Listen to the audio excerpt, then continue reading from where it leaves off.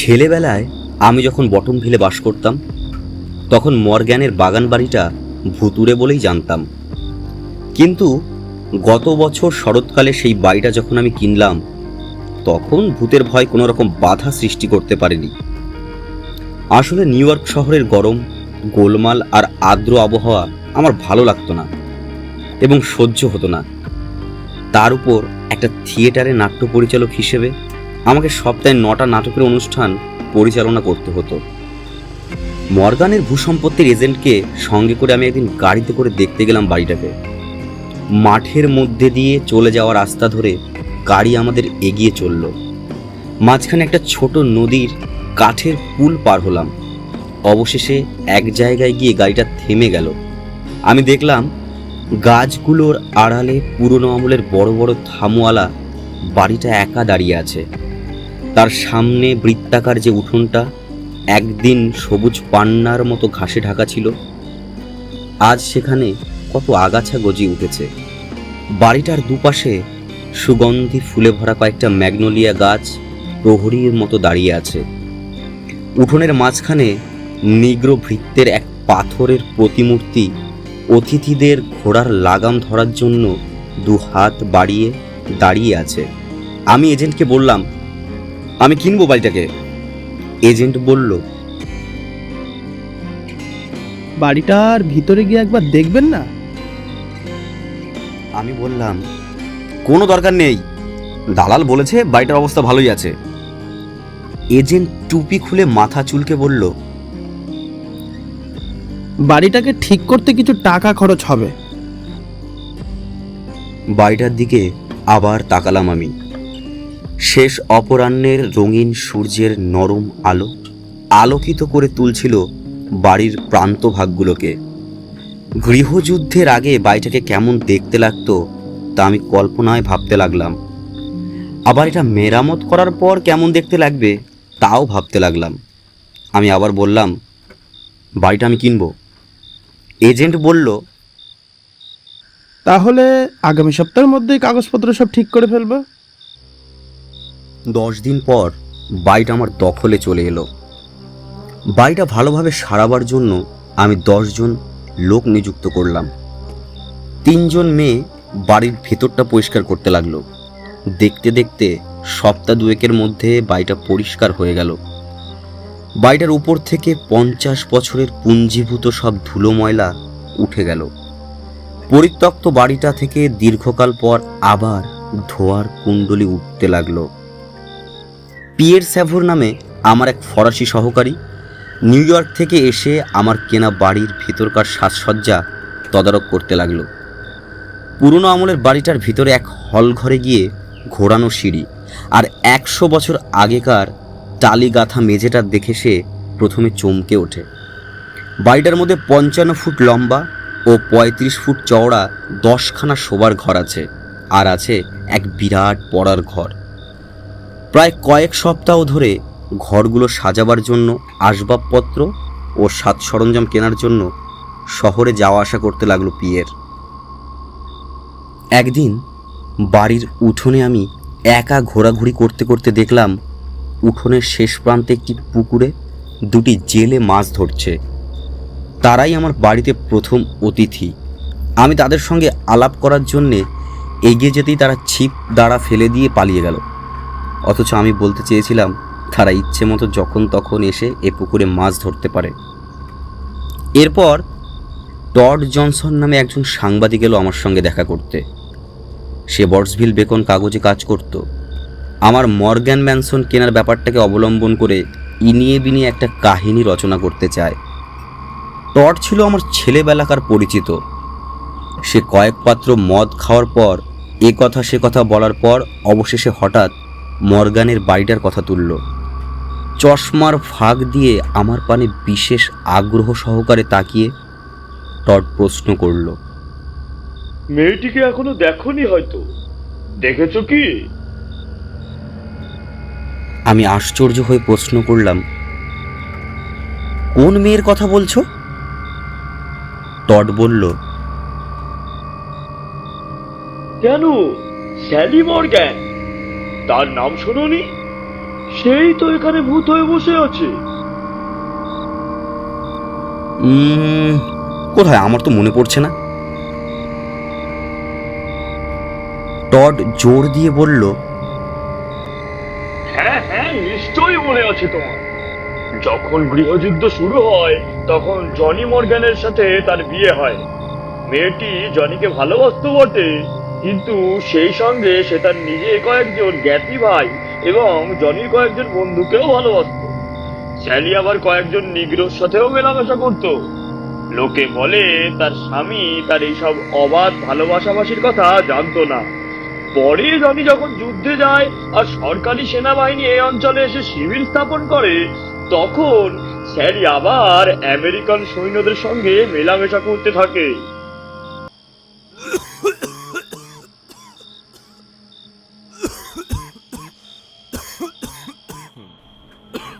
এই সময় টডের গলায় মদ আটকে গিয়ে বিষম লাগায় সে কাশতে লাগলো। কাশি থামলে হাতের উল্টো পিঠ দিয়ে ঠোঁট মুছে টড আবার বলতে লাগলো, উত্তরাঞ্চলের কোনো এক সামরিক হাসপাতালে সে যখন ছিল, তার কানে স্যালির কথাটা ওঠে। তা শুনে জনি হাসপাতাল থেকে পালিয়ে 250 মাইল হেঁটে বাড়ি ফিরে এসেই সিঁড়ির ওপর স্যালিকে দেখেই তাকে গুলি করে মারে। স্যালি সিঁড়ি বেয়ে গড়িয়ে পড়ে সঙ্গে সঙ্গেই মারা যায়। জনি তাকে সেই দিনই কবর দিয়ে দেয়।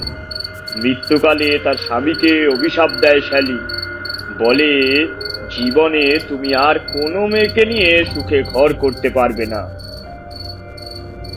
এ কথায় কান দেয়নি জনি। যুদ্ধ শেষ হতেই সে আবার স্টুয়ার্ট বংশীয় এক মেয়েকে বিয়ে করে। বাইরে মধুচন্দ্রিমা কাটিয়ে আসার পর নতুন স্ত্রীকে নিয়ে এই বাড়িতে ওঠে জনি। নতুন গৃহিণীকে বরণ করার জন্য হলঘরে দুধারে সার দিয়ে বাড়ির ঝি চাকরেরা দাঁড়িয়েছিল। জনি যখন তার নববধূকে নিয়ে উপরতলায় শোবার ঘরে যাওয়ার জন্য সিঁড়ি বেয়ে উঠছিল, তখন সিঁড়ির ওপর চাতালটায় স্যালিকে দাঁড়িয়ে থাকতে দেখা যায়। তাকে দেখে নতুন বউ আর তার সব ঝি চাকরেরা একযোগে ছুটে পালিয়ে যায় বাড়ি থেকে। জনির খুব সাহস ছিল, সে পালায়নি। সে স্তম্ভিত হয়ে সেইখানে স্থিরভাবে দাঁড়িয়ে তীক্ষ্ণভাবে দেখতে থাকে স্যালিকে। সে আশ্চর্য হয়ে যায়। সে তো তার নিজের হাতে স্যালির কবরের ওপর মাটি দিয়েছে। মৃত মানুষ কখনো উঠে আসতে পারে কবর থেকে? জনি নড়াচড়া করেন, সেইখানেই দাঁড়িয়েছিল। স্যালি নাইট গাউন পরা অবস্থায় ধীর পায়ে উপর থেকে সিঁড়ি বেয়ে নেমে এসে আলিঙ্গন করে তার স্বামীকে। ববরয় নামে এক চাকরের খুব সাহস ছিল।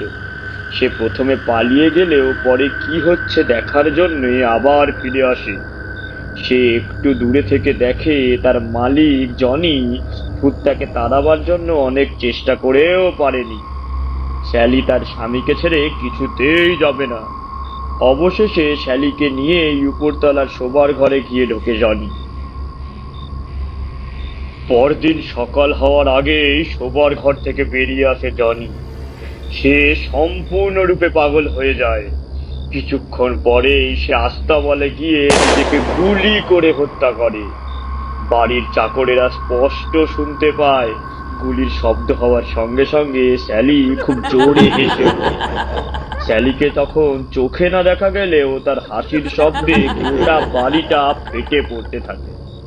তারপর থেকে স্যালি এ বাড়িতে 20 জন লোকের প্রাণ সংহার করেছে। এইসব মৃত ব্যক্তিদের মধ্যে প্রার্থনা স্তোত্র গানের এক গায়ক যাজক ছিলেন, যিনি এখানে এক বন্ধুর সাথে দেখা করতে আসেন। কিছুক্ষণের জন্য আমরা চুপ করে বসে রইলাম। আমার ছেলেবেলায় স্যালির এই যৌন জীবনের এইসব খুঁটিনাটি আমি কিছুই শুনিনি, কিন্তু এই কাহিনী মোটেই আমার বিশ্বাসযোগ্য বলে মনে হলো না। মনে হলো নিউ ইয়র্কের যুবকদের এক চটুল প্রেমের বাতিগ্রস্ত এক প্রেতিনী অধ্যুষিত এই ভুতুড়ে বাড়ির চমকপ্রদ কাহিনী শুনতে খুব ভালো লাগবে। টড আমাকে লক্ষ্য করছিল। সে আমার মুখে হাসি দেখে আমার অবিশ্বাসের কথাটা বুঝতে পারল। একটা দীর্ঘশ্বাস ছেড়ে সে বলল, আমি এসব বিশ্বাস করতাম না, কিন্তু কয়েকটা কারণের জন্যই বিশ্বাস করতে বাধ্য হই আমি। অবিশ্বাসের সুরে আমি বললাম, বলে যাও। আমার এই অবিশ্বাস থেকে আমি বেশ মজা পাচ্ছিলাম। টড বলতে লাগলো, 1 নম্বর কারণ হলো স্যালিকে বাড়িতে বেশ কয়েকবার দেখা গেছে, সম্প্রতি বছরখানেক আগেও একবার দেখা যায়।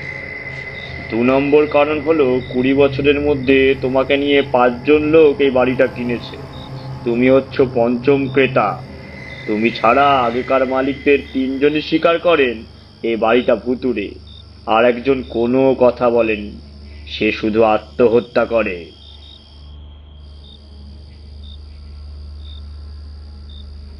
টড চলে যাওয়ার পর আমি স্কচের খালি বোতলটার দিকে তাকিয়ে বুঝতে পারলাম টড কেন ভূত প্রেতে বিশ্বাস করে। ভাবলাম মদের নেশার ঘরেই সে এইসব অবিশ্বাস্য কাহিনী সত্য বলে বিশ্বাস করে। 1 মাসের মধ্যে এই নির্জন বাগান বাড়িটা বেশ জমজমাট হয়ে উঠল। নিউ ইয়র্ক থেকে পিয়ের পোশাকের কাপড়ের কিছু নমুনা, আমার সই করার জন্য চেক বই এবং আমার 5 জন বন্ধুকে নিউ ইয়র্ক থেকে নিয়ে এলো।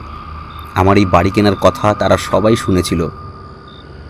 সেদিন রাতে হোটেলে খাওয়ার পর কফি খেতে খেতে স্যালির কাহিনীটা তাদের শোনালাম। কাহিনীটা তাদের সকলেরই ভালো লাগলো, সবাই বেশ উপভোগও করলো।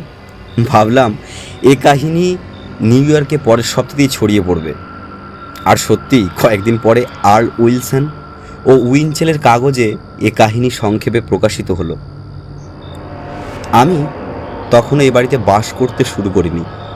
হোটেলে থেকেই বাড়ির মেরামতের কাজকর্ম দেখাশোনা করতাম দিনের বেলায়। দেখলাম যে হারে কাজ হচ্ছে তাতে সপ্তাহখানেক পরেই এ বাড়িতে এসে বসবাস করতে পারবো। আমার এই নতুন বাড়িতে আসার প্রথম দিন রাত্রিতে আমি আমার পড়ার ঘরে আগুনের কাছে বসে একটা নাটক পড়ছিলাম। নাটকটা থিয়েটারের এক এজেন্ট আমাকে পাঠিয়ে দেয়। এক নিবিড় তৃপ্তি আর আনন্দের অনুভূতি ফুটে উঠছিল আমার চোখে মুখে। মোট কথা, আমার নতুন বাড়িতে এসে আমি খুব সুখেই ছিলাম। ঘরের বাইরে গাছেদের কানে কানে বাতাস অন্ধকারে ফিসফিস করে যেসব কথা বলছিল আমি তা শুনছিলাম। ঘরের ভিতর আগুনের শিখাগুলি তাদের অলস জীব বাড়িয়ে কাঠগুলোকে যখন লেহন করছিল আমি তখন তা দেখছিলাম। জীবনে প্রথম আমি নিজের বাড়িতে থাকার সুখ অনুভব করছি। আমি বুঝলাম কবিরা কেন বাড়ি নিয়ে এত কবিতা লেখে। অবশেষে আমি শুতে চলে গেলাম। বিছানায় শোবার পর আমার মনে হলো এইটাই হয়তো স্যালির শোবার ঘর ছিল। শোবার ঘর নয়, যেন তার যৌন জীবনের লীলাভূমি। ভাবতে ভাবতে তন্দ্রাচ্ছন্ন হয়ে পড়েছিলাম আমি। হঠাৎ চোখে এক ঝলক আলো লাগায় ঘুম ভেঙে গেল আমার। আমি চমকে উঠলাম। দেখলাম আমার সামনে স্যালি দাঁড়িয়ে। সত্যি অসাধারণ তার সৌন্দর্য। তার ঠোঁট দুটো ছিল সিক্ত, জাম রঙের চুলগুলো পিঠের ওপর ঝর্ণা ধারার মতো নেমে এসেছে। তার চোখগুলো ছিল চকচকে সবুজ। তার সুডৌল সুপুষ্ট স্তন দুটি সোনালি অশ্রু স্তম্ভের মতো জমাট বেঁধে আছে তার বুকের ওপর। তার গায়ের নাইট গাউন ছিল খুবই পাতলা। তার ভিতর দিয়ে তার দেহের প্রতিটি অঙ্গ প্রত্যঙ্গের লাবণ্য স্পষ্ট দেখা যাচ্ছিল। তার প্রতিটি অঙ্গ ছিল যেন এক অফুরন্ত যৌন আনন্দের এক গোপন উপত্যকা। আমি উঠে বসলাম, চিৎকার করে বললাম, কে কে তুমি? কি করছো এখানে? আমার গলা থেকে শুধু এই কথাগুলি বেরিয়ে এলো কোনো রকমে। তার ঠোঁট দুটো বাতির আলোয় চকচক করছিল। সে স্পষ্ট গলায় বলল, তুমি তো ডন স্পেন্সার, নাট্য পরিচালক, তাই না? আমি একটু সাহসে মুখের উপর হাসি ফোটাবার চেষ্টা করলাম। প্রথমে ভেবেছিলাম স্যালির প্রেতাত্মা, তারপর দেখলাম এক জীবন্ত মানবীর দেহ স্পষ্ট হয়ে উঠেছে আমার সামনে। আমার মনে হলো স্যালি নয়, নিউ ইয়র্কের কোনো যুবতী আমাকে ভয় দেখিয়ে ঠকাতে এসেছে। তার পোশাক ও দেহ থেকে চোখ সরিয়ে নিতে পারছিলাম না আমি। আমি বললাম, কে কে তোমাকে পাঠিয়েছে সুন্দরী? আমার কথা শুনে নারী মূর্তিটি হতবুদ্ধি হয়ে গেল। সে বিস্ময় বিমূঢ় কণ্ঠে বলল, কে আবার আমায় পাঠাবি? কি বলছো তুমি? আমি তো নিজেই এসেছি। তার কণ্ঠস্বর মানুষের কণ্ঠস্বরের মতোই স্পষ্ট এবং বাস্তব। তার কণ্ঠস্বর শুনে আমার মনে হলো এই নারী হয়তো কোনো অভিনেত্রী, আমাকে ঠকাতে এসেছে। তবে তাকে আমি কখনো দেখিনি এর আগে বলে একটা সন্দেহ হলো। আবার মনে হলো সে হয়তো স্থানীয় কোনো সুন্দরী যুবতী, এক চটুল প্রেমের ছলনা দিয়ে আমার মন ভুলিয়ে এক গোপন সুড়ঙ্গ পথ ধরে অভিনেত্রী রূপে নাট্যজগতে প্রবেশ করতে চায়। মনে মনে আমি যখন এইসব কথা ভাবছিলাম, তখন আমার দৃষ্টি কিন্তু সর্বক্ষণ নিবদ্ধ ছিল সেই নারী মূর্তিটির ওপর। তার দেহ, তার চেহারা, তার চোখ, মুখ, তার কণ্ঠস্বর, সব মিলিয়ে অভিনেত্রী হবার তার যে স্বাভাবিক যোগ্যতা আছে, তাতে সে এমনিতেই যে কোনো নাটকে অভিনয়ের সুযোগ পেতে পারে। আমি তাকে তার কাছ থেকে কোনো প্রতিদান না নিয়েই যে কোনো একটা নাটকে অভিনয়ের সুযোগ করে দিতে পারি। সাহস করে আমি কথা বললাম আবার। আমি শান্ত কণ্ঠে বললাম, তুমি ভুল করছো, আগে তোমার পরিচয় দেওয়া উচিত।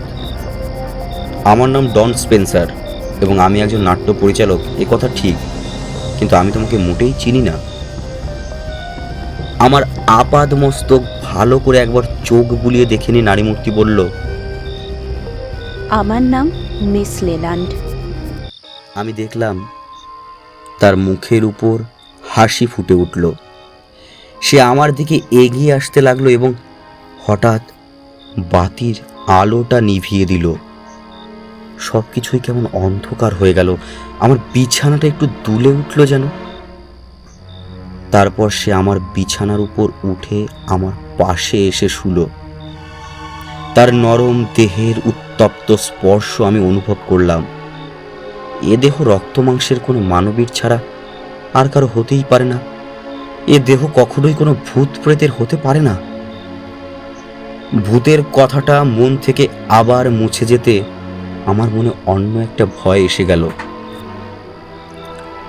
এ যুবতী যদি অবিবাহিতা হয়, তাহলে তার বাবা আমার বিরুদ্ধে মামলা করবে। আবার যদি বিবাহিতা হয়, তাহলে একদিন তার স্বামী তার পিছু পিছু এসে আক্রমণ করবে আমাকে। পরদিন সকালে আমি ঘুম থেকে ওঠার কিছু আগেই মিস লেল্যান্ড চলে যায় আমার ঘর থেকে। গত রাতের অভিজ্ঞতার কথা ভাবতে গিয়ে আমার শুধু এই কথাই মনে পড়ে যে সারা রাত ধরে আমি যেন একটা খাঁচার মধ্যে এক বাঘিনীর নখদন্তের ভয়াবহ তীক্ষ্ণতা হতে নিজেকে মুক্ত করার জন্য হাঁকপাক করেছি।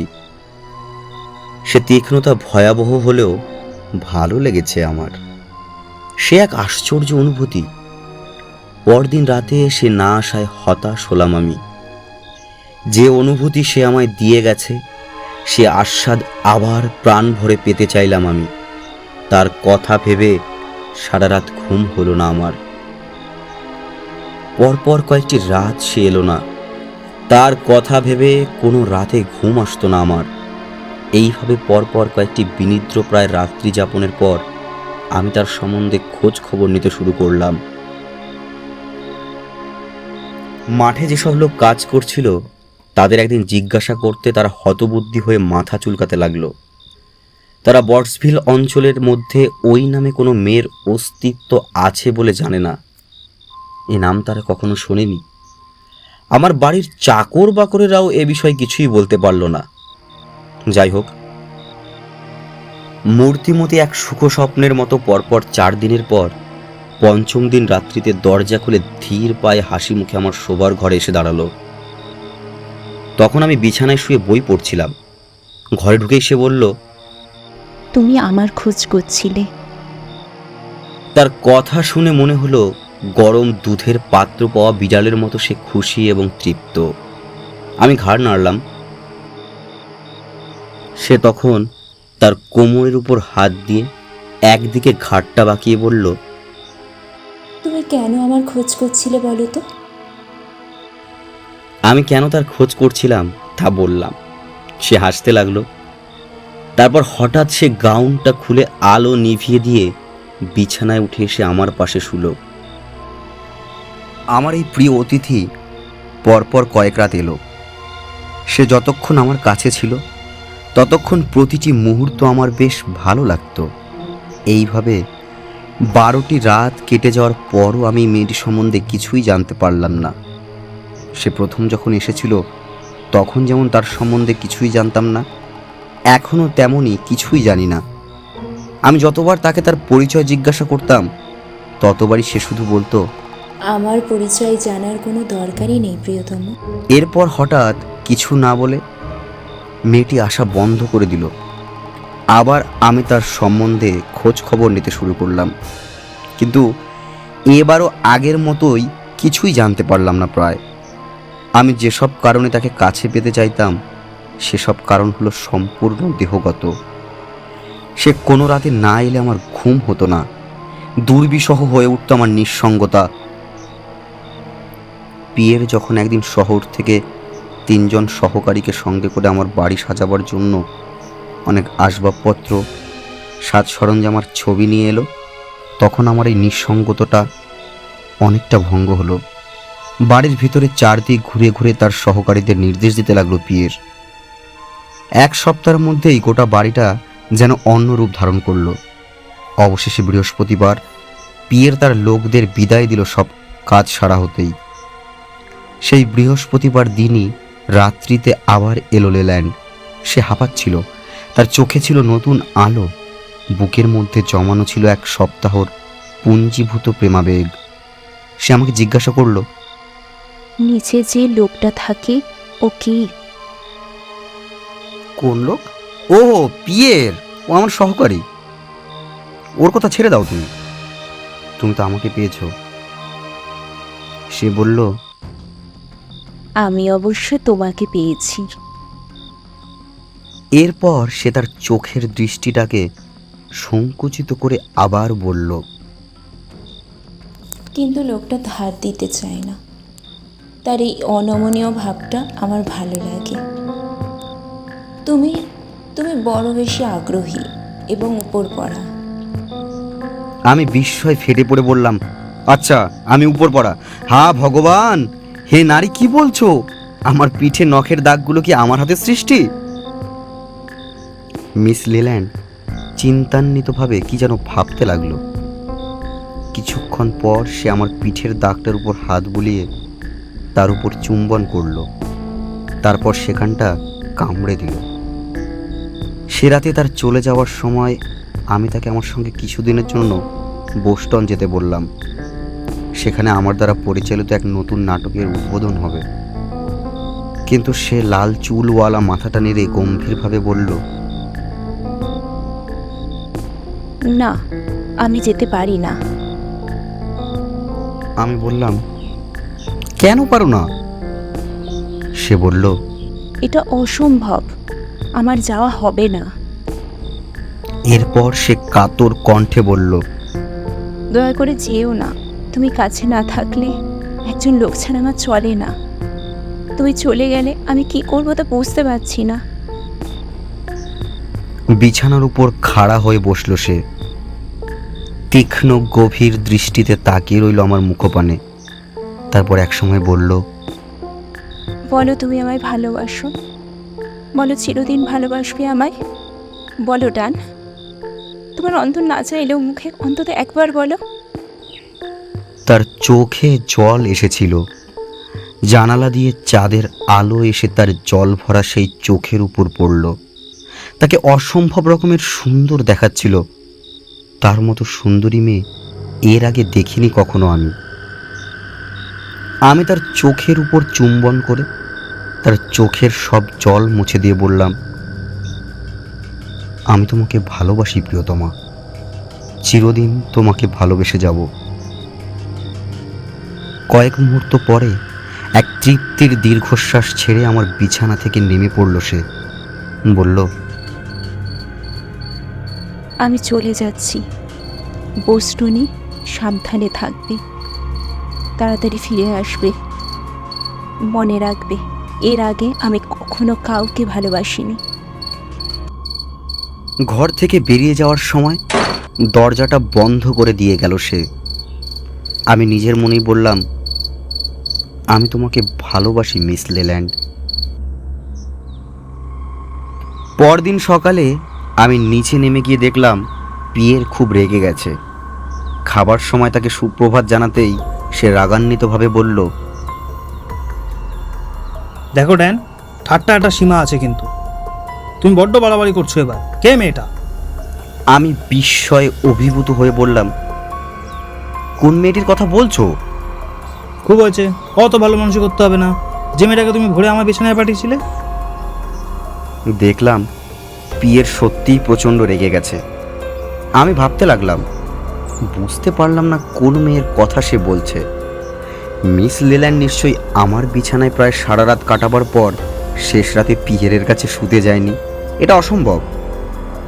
আমি তবু তাকে বললাম, আচ্ছা মেয়েটির চেহারা কেমন বলো তো? অবদমিত রাগের চাপে কাঁপছিল পিয়ের। সে মেয়েটির চেহারার যে বর্ণনা দিল তাতে বুঝলাম সেই বটে, সেই মেয়ে মিস লেল্যান্ড। আমি বললাম, আচ্ছা কি হয়েছিল বলো তো? আমি প্রশ্ন করলাম বটে, কিন্তু এর উত্তরটা শুনতে চাইনি। কিচ্ছু হয়নি। তুমি ভাবছোটা কি মনে, যে কোনো মেয়ে আমার বিছানায় এসে উঠলে আমি থেকে গ্রহণ করবো? দেখো, আমার নীতি বলে একটা জিনিস আছে। একটা বাজারের বারবনিতা কোথাকার, আবার তার সাহস দেখো। আমার বলছে নাকি আমি ধরা দিতে না চাওয়ার ভান করছি। আমি ভাবলাম, তাহলে সেই মেয়েটি সারা রাত আমার কাছ থেকে এত ভালোবাসা পাওয়ার পরও শেষ রাতে পিয়েরের কাছে গেছে আরও ভালোবাসা পাওয়ার আশায়। আমি বললাম, আমি দুঃখিত পিয়ের, আমি সত্যিই দুঃখিত। মেয়েটি কে সত্যিই তা আমি জানি না। আমি অনেক খোঁজ খবর নিয়েছিলাম কিন্তু কিছুই জানতে পারিনি, জানো তো। ফরাসি যুবক পিয়েরের রাগ তবু গেল না। তবে দেখলাম তার রাগটা আর আমার উপর নেই। সে এবার সাধারণভাবে পৃথিবীর সমস্ত নারীদের উপর বিষোদ্গার করতে লাগলো। সে বলল, হ্যাঁ, এদের কোনো রকম ভাবে পিপাসা মেটে না কিছু না। নারীরা জন্তুদের মতো, ওরা কখনো তৃপ্ত হয় না। আচ্ছা ঠিক আছে ঠিক আছে, থামো। আমি বোস্টনে যাচ্ছি, তুমি কি যাবে আমার সঙ্গে? পিয়ের বলল, না, আমার এখনো কিছু কাজ আছে। আগামীকাল সব শেষ করে ফেলবো। হ্যাঁ, একটা কথা, ক্লারা ক্যালেটাসটা একজন ফটোগ্রাফারকে সঙ্গে করে তোমার এক ফটো নিয়ে এসে বড় ছবি আঁকতে চাইছে। হ্যাঁ, তাড়াতাড়ি ফিরে এসো কিন্তু বোস্টন থেকে। আমি বললাম, আচ্ছা কাল বিকেলেই ফিরবো আমি। এই বলে আমি নিজেই গাড়ি চালিয়ে রওনা হলাম। যাবার সময় খবরের কাগজের অফিসে একবার নেমে টডের সঙ্গে দেখা করলাম। আমি তাকে মিস লেল্যান্ডের কথা জিজ্ঞাসা করলাম। কথাটা শুনে সে যেন হতবুদ্ধি হয়ে গেল। সে বলল, ওই নামে তো এই অঞ্চলে কোনো মেয়ে নেই। তবে তার মনে একটা সন্দেহ এসেছিল। সে সন্দিগ্ধ মনে আমাকে বলল, হঠাৎ এই মেয়েটির খোঁজ করছো কেন? এটা কি খুব দরকারি? আমি কিছুক্ষণ ভেবে নিয়ে ঠিক করলাম আমি সব কথা তাকে বলবো না, ব্যাপারটা গোপন রাখাই ঠিক হবে। টড বলল, ঠিক আছে, এতে কিছু এসে যায় না। আমি নাম খুঁজে তাকে বার করবই। তুমি বোস্টন থেকে ফিরে এলেই আমি তার পরিচয় দেব তোমাকে। বোস্টন যাওয়া আমার ভুল হয়ে গেল, কোনো ফলই হলো না। নাটকটা একেবারেই চলল না। প্রথম দৃশ্যের জবনিকাপাত হতে না হতেই অর্ধেক দর্শক চলে যায় হল থেকে। তার উপর আবহাওয়াও খুবই খারাপ ছিল। আমি যখন বটসডিলে ফিরে এলাম তখনও মেঘে মেঘে অন্ধকার হয়ে উঠেছে আকাশখানা। মনে হলো এক্ষুনি দারুণ ঝড় উঠবে। আমি সোজা টডের অফিসে চলে গেলাম। আমি তার ঘরে ঢুকতেই টড উত্তেজনার আবেগে লাফিয়ে উঠল। টড বলল, ডান, আমি একটা হদিশ পেয়েছি। সে তখন মদ খাচ্ছিল। আমি বললাম, বাহ, এটা তো বেশ ভালো কথা। সে বলল, শোনো, আচ্ছা কোথায় দেখেছিলে তুমি মেয়েটাকে? আমি বললাম, সে কথা বলতে পারবো না টড। আমার দিকে তীক্ষ্ণ দৃষ্টিতে তাকিয়ে সে বলল, তাতে কিছুই যায় আসে না। এই বলে সে তার টেবিলের ড্রয়ার থেকে একটা ফটো বার করে আমার সামনে তুলে ধরে এবং উত্তেজনার সঙ্গে বলল, বলো, এই মেয়েটা কি? আমি ভালো করে ছবিটা দেখলাম। হ্যাঁ, ঠিক সেই মেয়েটি, তবে তার পরনে রয়েছে অভিনয়ের পোশাক। মনে হলো সে যেন স্কারলেট ও হারার ভূমিকায় অভিনয় করছে। আমার চোখের নীরব দৃষ্টি টডের প্রশ্নের উত্তর দিয়ে দিল। টড বলল,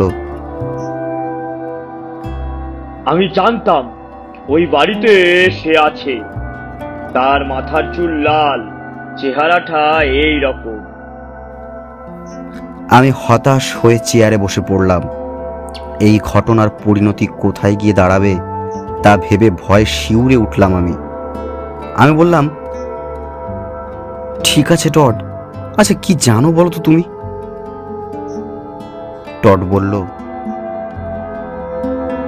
এই মেয়েটি তো স্যালি। তার কুমারী বয়সে নাম ছিল লেল্যান্ড, স্যালি লেল্যান্ড। ঈশ্বর আমাদের মঙ্গল করুক। তুমি তাহলে তাকে দেখেছো, এইবার ভূতে বিশ্বাস করতে শিখবে। টড হাসতে লাগলো, কিন্তু আমার মুখের উপর স্পষ্ট ভয়ের চিহ্ন ফুটে উঠতে দেখে তার হাসি থামিয়ে দিল। সে অনুতপ্ত হয়ে বলল সে দুঃখিত, সে আমাকে উপহাস করতে চায়নি। সে আমার কাছে যখন এইভাবে ক্ষমা চাইছিল, তখন আমি তার ঘর থেকে নীরবে বেরিয়ে এলাম। ঘন কালো মেঘে ভারী হয়ে আছে আকাশের সব দিগন্তগুলো। মুহুর্মুহু বজ্র গর্জন হচ্ছিল, বিদ্যুৎও চমকাচ্ছিল। তারই মাঝে আমি আমার বাড়িতে গিয়ে পৌঁছলাম, কিন্তু বাড়িতে গিয়ে পিয়েরের দেখা পেলাম না। আমি উপরতলায় গিয়ে বাড়ি থেকে চলে যাবার জন্য জিনিসপত্র গোছাতে শুরু করলেই ঝড় শুরু হলো।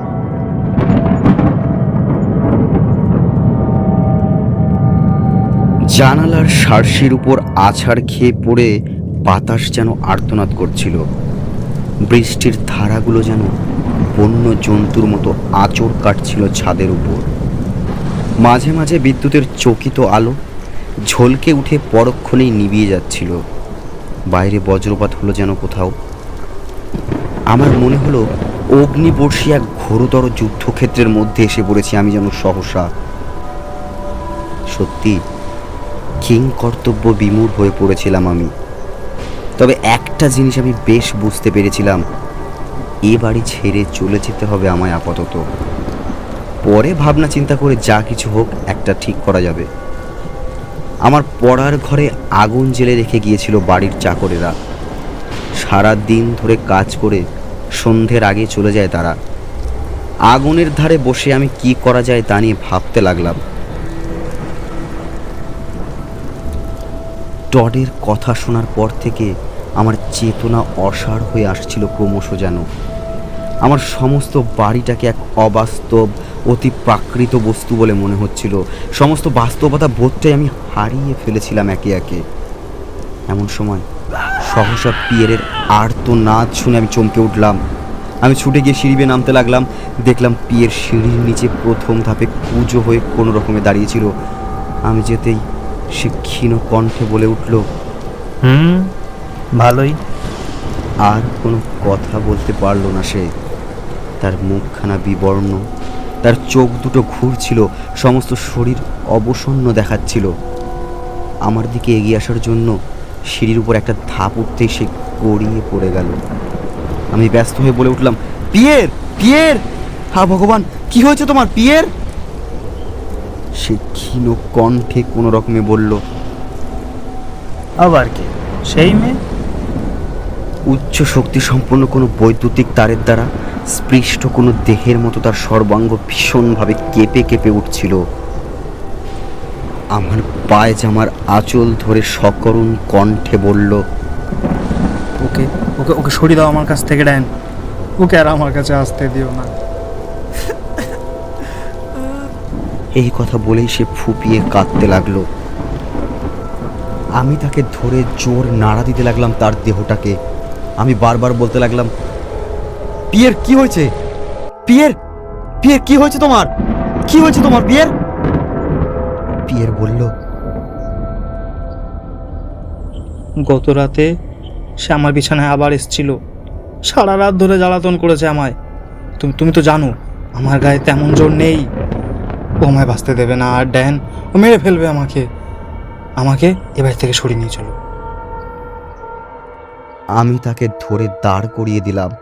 বললাম, ঠিক আছে পিয়ের, ঠিক আছে, আমরা চলে যাব। নাও নাও, তোমার জিনিসপত্র গুছিয়ে নাও, এক্ষুনি গুছিয়ে নাও। তার চোখ দুটো ঘুরছিল। আবার এক দারুণ ভয়ে আচ্ছন্ন হয়ে পড়ল সে। ভয়ে ভয়ে বলল, না না না না না না না না না, এখনই চলো। সে নিঘাত দাঁড়িয়ে আছে আশেপাশে কোথাও। তার ভয়টা আমার মধ্যেও সংক্রামিত হলো। আমি যেন এবারই সর্বত্রই স্যালির অদৃশ্য অতি প্রাকৃত উপস্থিতি প্রত্যক্ষ করছিলাম, কিন্তু তার উপস্থিতির মধ্যে তপ্ত কোনো যৌন আবেদন খুঁজে পাচ্ছিলাম না। এখন শুধু আমার মনে হচ্ছিল সে যেন এক হিংস্র জন্তু। সহসা নরকের দ্বার খুলে নারকীয় এক জন্তু যেন দুর্যোগ ঘন এই নৈশ অন্ধকার ভেদ করে তার শিকার খুঁজে বেড়াচ্ছে। এমন সময় বাতির আলোগুলো ক্ষীণ হতে হতে নিভে গেল একেবারে। শুধু ঘরের ভিতর জ্বলন্ত আগুনের আভা ছাড়া আর কোথাও কোনো আলো ছিল না সারা বাড়িটার মধ্যে। ঠিক এই সময় পিয়ের হঠাৎ বলে উঠল, ড্যান, ও দেখো, ও দেখো, সে আসছে, সে আসছে, ও দেখো সে আসছে। আমি সাহস দিয়ে বললাম, ঠিক আছে ঠিক আছে, আমি ব্যাগগুলো গাড়িতে রেখে আসছি। বাড়ির উঠোনে আমার গাড়িটা ছিল। আমি যখন গাড়িতে মালপত্রগুলো রাখার জন্য বাইরে বেরিয়ে গেলাম, তখন পিয়ের ভয়ে আমার সঙ্গ ছাড়ল না। বিদ্যুতের চকিত আলোয় দেখলাম অবিশ্রান্ত বৃষ্টি ধারায় সারা উঠোনটা ভেসে যাচ্ছে। বাড়িটার পাশে একটা ম্যাগনেলিয়া গাছের মাথায় বাজ পড়তে গাছটা আমার গাড়ির কাছে ভেঙে পড়ল। আমরা মাত্র কয়েক ইঞ্চির জন্য বেঁচে গেলাম। কোথা থেকে এক অবর্ণনীয় ভয় এসে বুকে চেপে বসলো আমার। আমি ছেলেবেলা থেকে বড় শহরে মানুষ হয়েছি, লেখাপড়া শিখেছি। ভূত কাকে বলে তা আমি জানি না, কখনো বিশ্বাসও করি না। তবু এই বাড়িতে আছে স্যালির অস্তিত্ব। শুধু তাই নয়, একটু আগে যে বজ্রপাতের ফলে গাছটা পড়ে আমাদের গাড়ির পথটা আটকে দিল, সে বজ্রপাত স্যালিরই কাণ্ড। আরও মনে হলো, আমরা যদি অন্য পথে উঠোন পার হয়ে চলে যেতে চাই, তাহলে সে হয়তো আবার আমাদের পথ রুদ্ধ করে দেবে, এবং এবার হয়তো সে পথ রোধের ব্যাপারটা ভয়ঙ্কর হয়ে দাঁড়াবে। বাড়িটার গাড়ি বারান্দার তলায় দাঁড়িয়ে আমি নির্বাক দর্শকের মতো দেখে যেতে লাগলাম। ঝড় বৃষ্টির ক্রমাগত আঘাতে আমার বাড়িটা যেন ধ্বংস হয়ে যেতে বসেছে। উঠোনের সব ফুল গাছ ও অন্যান্য গাছপালাগুলো ভেঙে চুরে মাটির সঙ্গে মিশিয়ে গেছে। বাড়ির ভিতর সব ঘরের জানালার কাজগুলো যেন ভেঙে পড়ে যাচ্ছে। একদিকের একটা ঘর ভেঙে পড়ল। আমি বাড়ির ভিতর ছুটে গেলাম। পিয়েরও একা থাকতে সাহস না পেয়ে আর্তনাদ করতে করতে আমার পিছু পিছু ছুটে গেল।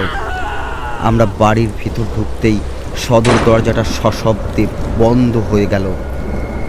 মনে হলো ও দরজা যেন চিরদিনের মতো বন্ধ হয়ে গেল, এবং আর কেউ কখনো খুলতে পারবে না সেটা। বাড়ির ভিতর সর্বত্র বাতাসে যেন স্যালির গন্ধ ভেসে বেড়াচ্ছিল। ঝড় বৃষ্টির প্রবল শব্দকে ছাপিয়ে উঠেছিল যেন তার ঔদ্ধত অতৃপ্ত প্রেমাবেগের দুর্মর স্পন্দন। এক নিদারুণ আশঙ্কার অস্থিরতায় স্তম্ভিত হয়ে আমি সিঁড়ির তলায় দাঁড়িয়েছিলাম। অবশেষে আমি আকুলভাবে ডাকতে লাগলাম, গলা ফাটিয়ে চিৎকার করতে লাগলাম, স্যালি লেল্যান্ড, কোথায় তুমি? স্যালি, কোথায় তুমি? কোথায়? কিন্তু ঝড়ের গর্জন ছাড়া আর কিছুই শুনতে পেলাম না। আমি আবার ডাকতে লাগলাম। একবার মনে হলো এটা বুঝি আমার নিছক নির্বুদ্ধিতা, এক অতি নাটকীয় আতিশয্য ছাড়া আর কিছুই নয়।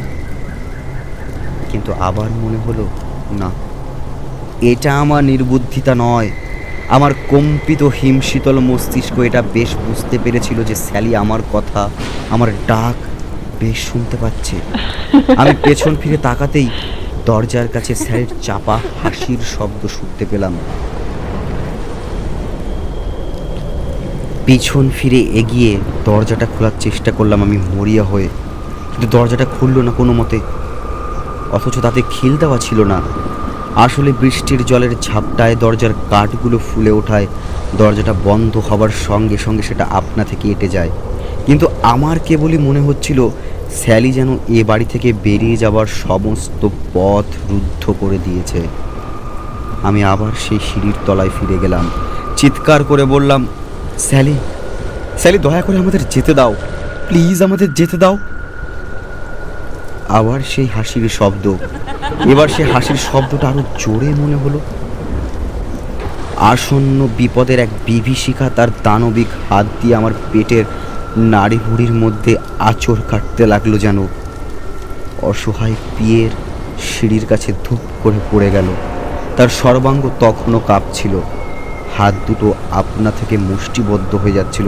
আমি আবার ডাকলাম, বললাম, স্যালি, স্যালি, শোনো, আমার কথা শোনো একবার, প্লিজ লক্ষ্মীটি, একবার আমার কথা শোনো। কিন্তু কোনো উত্তর পেলাম না। কিন্তু পরে উপরতলা থেকে গানের শব্দ আসতে লাগলো। মনে হলো যেন কোনো স্বামী ঘাতিনী মাকড়সা তার নতুন স্বামীকে হত্যা করার জন্য তার জালের মধ্যে আবদ্ধ করে হত্যার আগে এক যৌন লীলায় মত্ত হয়ে চলেছে। আমি পিয়েরকে সেইখানে রেখে নিজে সিঁড়ি বেয়ে উঠে শোবার ঘরের দিকে এগিয়ে তেড়ে দৌড় লাগালাম। স্যালির গানটা হঠাৎ থেমে গেল। আমি আরও বেশি করে ভয় পেয়ে গেলাম। তবু আমি বুঝলাম স্যালি একমাত্র শোবার ঘর ছাড়া আর কোথাও দেখা দেবে না আমায়, অথবা কোনো কথাও বলবে না। একমাত্র শয্যারূপ সমর ক্ষেত্রেই স্যালির সঙ্গে দেখা হবে আমার। আমি আমার শোবার ঘরে ঢুকে বিছানায় শুয়ে পড়লাম। বাইরে ঝড়ের বেগটা বেড়ে উঠল আরও। বাড়ির আর একদিকে একটা ম্যাগনেলিয়া গাছ ছিল, সেটা রান্নাঘরের উপর ভেঙে পড়ে গেল। এবার আমার শোবার ঘরের দরজা খুলে গেল। দেখলাম দরজার কাছে দাঁড়িয়ে আছে স্যালি, তার মাথাটা একদিকে বাঁকানো ছিল। আমি জোরে চিৎকার করে উঠলাম, হ্যালো স্যালি, স্যালি, শুনতে পাচ্ছ স্যালি? আমার কণ্ঠস্বর ঝড়ের শব্দকে ঝাঁপিয়ে উঠল। তার সবুজ চোখ দুটো একবার উজ্জ্বল হয়ে ওঠার পর সংকুচিত হয়ে উঠল। সে আশ্চর্য হয়ে জিজ্ঞাসা করল, তুমি ভয় পাওনি?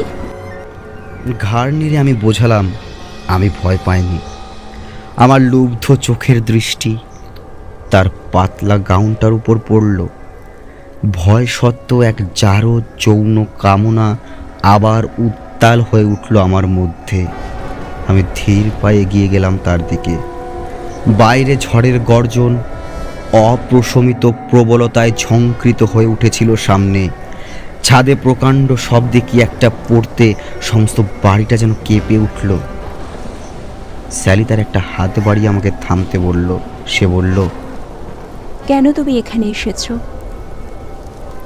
আমি বললাম, এ কথা কেন বলছো আজ হঠাৎ? সে বলল, আমার কথার উত্তর দাও। আমি বললাম, কারণ আমি তোমাকে ভালোবাসি স্যালি। ব্যথাহত ও অপ্রতিভ অবস্থায় স্যালি বলল, এর আগে কেউ আমায় ভালোবাসেনি ডান। আমি বললাম, তুমি আমার সম্বন্ধে ভুল বুঝছো স্যালি। আমি তোমার সম্পর্কে সব জানি। 100 বছর ধরে যত প্রেমিক এসেছে তোমার কাছে, আমি তাদের সবাইকে জানি। সবাই জানে তুমি মৃত, কিন্তু আমার কাছে তুমি অন্য নারীর থেকে বেশি জীবন্ত। আমি তোমাকে আজও ভালোবাসি স্যালি। সে গভীর দৃষ্টিতে আমার পানে তাকালো। সে যেন আমার অন্তরের কথা বোঝার চেষ্টা করছিল। সে তার চোখের জল মুছে বলল, এর আগে কেউ আমায় ভালোবাসেনি ডান। আমি তাকে আলিঙ্গন করার জন্য দুটো হাত বাড়িয়ে দিলাম। কিন্তু সে আমার হাত দুটোকে সরিয়ে দিয়ে বলল, থামো, আমাকে ভাবতে দাও। আমি তার কাঁধের উপর হাত রাখলাম। এবার তার কাঁধ দুটো নরম আর তপ্ত মনে হচ্ছিল। সে কাতর কণ্ঠে বলল, না, এখন নয়। স্যালি নীরবে একটুখানি হাসল, তারপর গম্ভীরভাবে অস্পষ্ট সুরে আমায় নিচে যাবার নির্দেশ দিল। আমরা হাত ধরাধরি করে ঘোরানো সিঁড়ি বেয়ে নিচে নেমে গেলাম, যেখানে পিয়ের অচেতন অবস্থায় পড়েছিল। আমি তাকে জোর করে মুখের উপর হাসি ফুটিয়ে বললাম, তুমি বেচারাকে আধমরা করে ফেলেছ, সে আমার মতো তোমার সঙ্গে পেরে ওঠে না। স্যালি অন্যমনস্কভাবে বলল, তুমি বড় বেশি উগ্রকামা, উপর পড়া, কিন্তু পিয়ের মোটেই ধার দিতে চায় না। পেছনের দিকে একবার তাকিয়ে স্যালি আবার গম্ভীরভাবে বলল, তোমার কথা আবার বলো ড্যান। আমি বললাম, আমি তোমাকে ভালোবাসি স্যালি, চিরদিন ভালোবেসে যাব, এটাই সবচেয়ে বড় সত্য। স্যালি এবার চোখ দুটো বন্ধ করে মনে মনে কি যেন একটা সিদ্ধান্ত গ্রহণ করলো। তারপর সদর দরজার দিকে এগিয়ে গেল। দরজার কাছে গিয়ে আমাকে ডাকলো। এখানে এসো। আমি তার কাছে যেতেই সে বলল, দরজা খোলো। এবার কিন্তু দরজায় হাত দিতেই দরজা খুলে গেল। দরজা খুলতেই এক ঝলক বৃষ্টি তীরের মতো আমার চোখে এসে লাগলো। আমি টাল সামলাতে না পেরে দরজার বাইরে গিয়ে পড়লাম। বাইরে ঝড়ের ধ্বংসলীলা দেখতে দেখতে অভিভূত হয়ে পড়েছিলাম। হঠাৎ স্যালি চিৎকার করে বলে উঠল, বিদায় ডান, বিদায়। আমি পেছনে ফিরে তাকিয়ে দেখলাম সদর দরজাটা আবার পেছনে সশব্দে বন্ধ হয়ে গেল। আমি চিৎকার করে ডাকতে লাগলাম, স্যালি, স্যালি দরজা খোলো প্লিজ, স্যালি দরজা খোলো, আমাকে ভেতরে ঢুকতে দাও প্লিজ, এরকম করো না, আমাকে ভেতরে ঢুকতে দাও।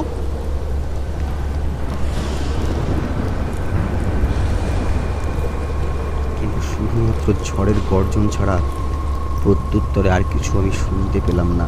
আমি আবার বললাম, স্যালি, স্যালি পিয়েরের কি হবে, স্যালি, স্যালি পিয়েরকে প্লিজ ছেড়ে দাও। এ প্রশ্নের কোনো জবাব আমি পেলাম না। আমি পাগলের মতো হয়ে গেলাম। বাড়ির পেছন দিকে ছুটে গিয়ে পেছনে দরজাটা খোলার চেষ্টা করলাম, কিন্তু সেটা এখন এমন শক্তভাবে বন্ধ যে কোনো মতেই তা খুলতে পারলাম না। আমার তখন একমাত্র চিন্তা পিয়েরের জন্য, তাকে যেমন করেই হোক বাঁচাতেই হবে।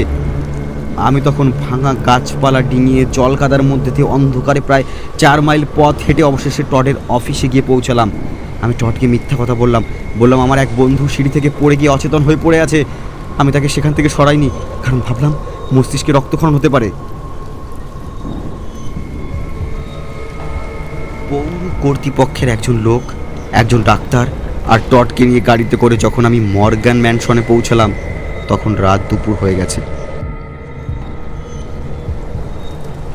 গিয়ে দেখলাম সদর দরজাটা খোলা আছে, বাতাসে সেটা দুলছে, কিন্তু পিয়েরের কোনো চিহ্ন নেই। সিঁড়ির নিচে যেখানে তাকে অচৈতন্য অবস্থায় ফেলে রেখে গিয়েছিলাম সেখানে সে নেই। বাড়ির সব ঘর, সব জায়গা আলো নিয়ে তন্ন তন্ন করে খুঁজেও তাকে পাওয়া গেল না। তার কি হয়েছে একমাত্র আমি তা জানতাম। টডও তা বুঝতে পেরেছিল, কিন্তু আইন বাঁচিয়ে চলতে গিয়ে সে কথা মুখ ফুটে বলতে পারলাম না আমরা কেউ। সবাই বলল ঝড়ের মাঝে ঘুরতে ঘুরতে পুকুরে হয়তো ডুবে গেছে। একটা প্রবাদ বাক্যের কথা মনে পড়ে গেল আমার, একজনের স্বর্গ অন্যজনের নরক। স্যালির সাহচর্যে যৌন জারদ সুখের যে স্বর্গরাজ্যে অধিষ্ঠিত হতাম আমি, সেই স্বর্গরাজ্যই পিয়েরের জন্য এক সাক্ষাৎ নরক। অতৃপ্ত কামনায় ভয়ঙ্কর প্রেমাবেগের তত্ত্ব এক আশ্চর্য মেয়ে। স্যালিকে আমি কখনো ভুলব না। সে আমাকে সত্যিই ভালোবাসতো, কিন্তু পিয়েরকে তার প্রেত পুরীতে খেলার সাথী হিসেবে চিরদিনের জন্য পেতে চেয়েছিল। পিয়ের যে সত্যি সত্যি সহজ সরল এবং অকপট, এবং নারী সম্বন্ধে সত্যি কোনো উৎসাহ ছিল না তার, এ কথা মানতে পারেনি স্যালি।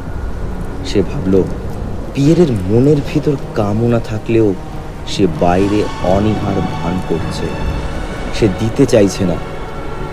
তাই সে ইহলোক ও ইহ জীবন থেকে চিরদিনের মতো বিদায় নিয়ে যায়।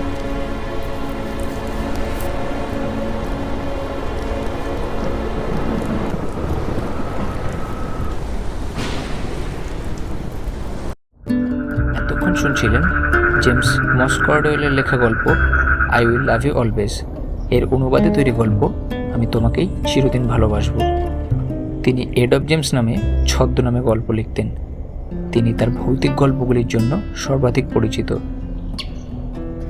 যেমন দ্য ওইহো লাভ ভাস্কর্স এবং দ্য রোড টু মিক্টল্যান্ডে কুটলি, যা আলফ্রেড হিচকক, হারবার্ট ভ্যানথাল এবং অন্যান্যদের দ্বারা সম্পাদিত অ্যান্থলজিতে উপস্থিত হয়েছিলেন। আজকের গল্পের প্রমোটারের চরিত্রে সৌভিক, টডের চরিত্রে ইন্দ্রনীল, পিয়েরের চরিত্রে অনির্বাণ, স্যালির চরিত্রে রিয়া, কথক এবং অন্যান্য চরিত্রে প্রসূন। সমগ্র গল্প পরিচালনায় প্রসূন। আমাদের গল্প ভালো লাগলে লাইক, কমেন্ট ও শেয়ার করে ছড়িয়ে দেবেন এবং এখনও সাবস্ক্রাইব না করে থাকলে অবশ্যই সাবস্ক্রাইব করে দেবেন মুরালি প্রোডাকশনকে। সকলে ভালো থাকবেন এবং সুস্থ থাকবেন।